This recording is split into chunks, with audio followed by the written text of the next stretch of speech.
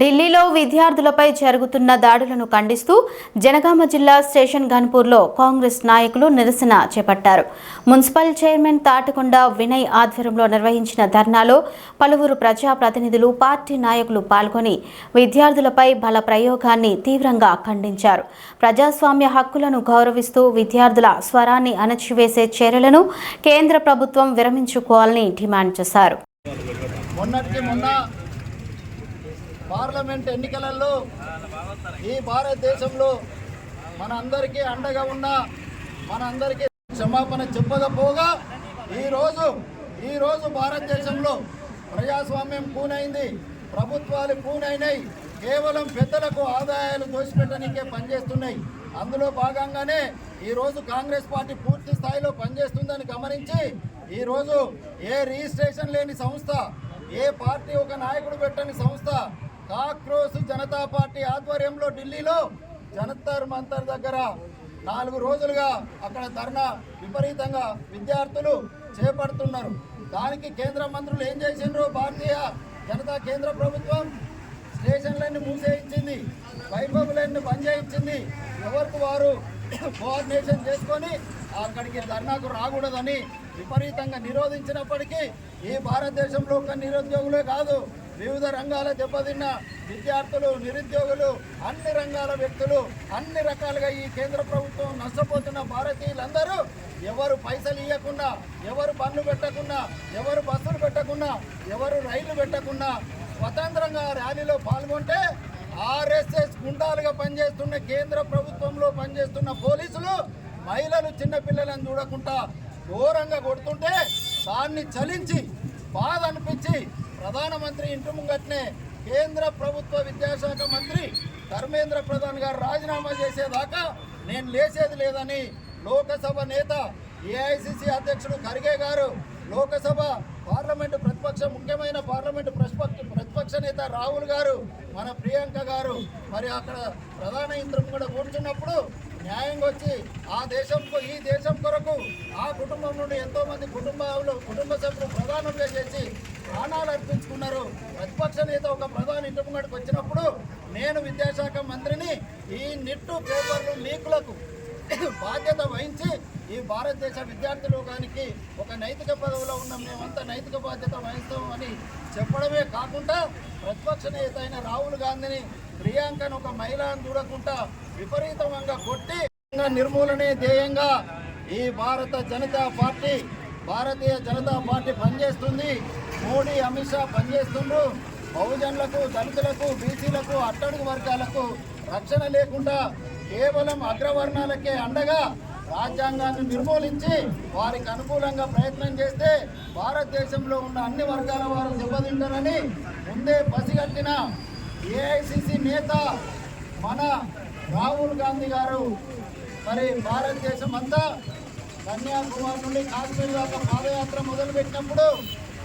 భారతదేశ రాజ్యాంగ ప్రతిమని చేతపట్టుకొని ఈ భారతదేశం అంతా తిరిగి భారత రాజ్యాంగం యొక్క విలువను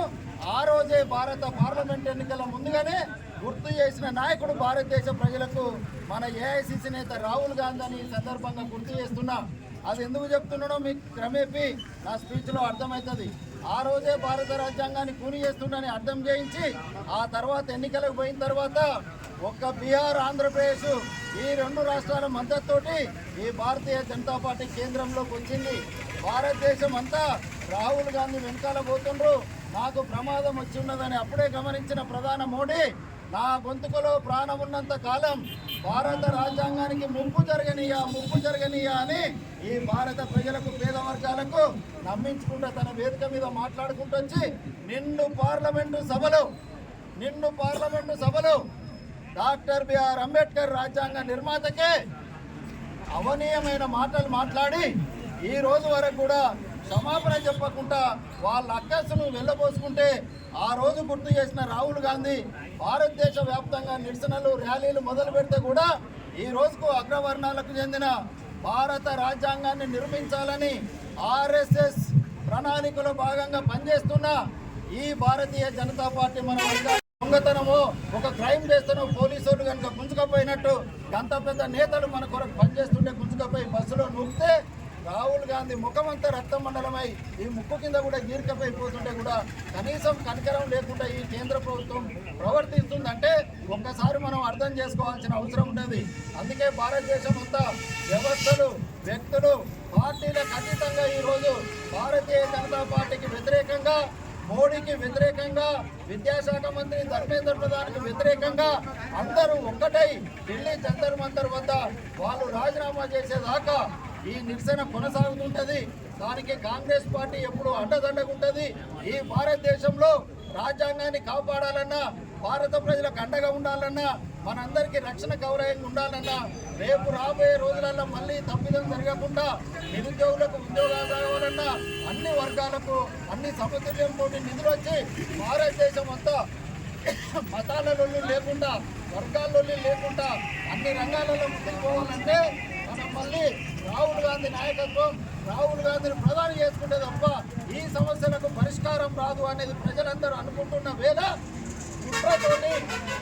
ఓటుతోని కార్యక్రమాన్ని కూడా ఈ బీజేపీ ప్రభుత్వం మొదలుపెట్టింది. అందులో భాగంగా ఎక్కడికక్కడ కాంగ్రెస్ నాయకులు ఒక్క ఓటు మిస్ కాకుండా కూడా ప్రతి గ్రామంలో కాంగ్రెస్ కార్యకర్తలు తిరిగి ఆ ఓట్లను నమోదు చేసే కార్యక్రమం ఉన్నారు. ఎటొచ్చి భారతీయ జనతా పార్టీ దొంగదారం ద్వారా, దొడ్డుదారుల ద్వారా ఈ ప్రభుత్వాన్ని ఎలా తీసుకోవాలి, రేపు రాబోయే రోజులలో మనకు అనుకూలంగా ఉన్న కానీ ఎంపీ స్థానాలు ఎక్కువ పెట్టుకొని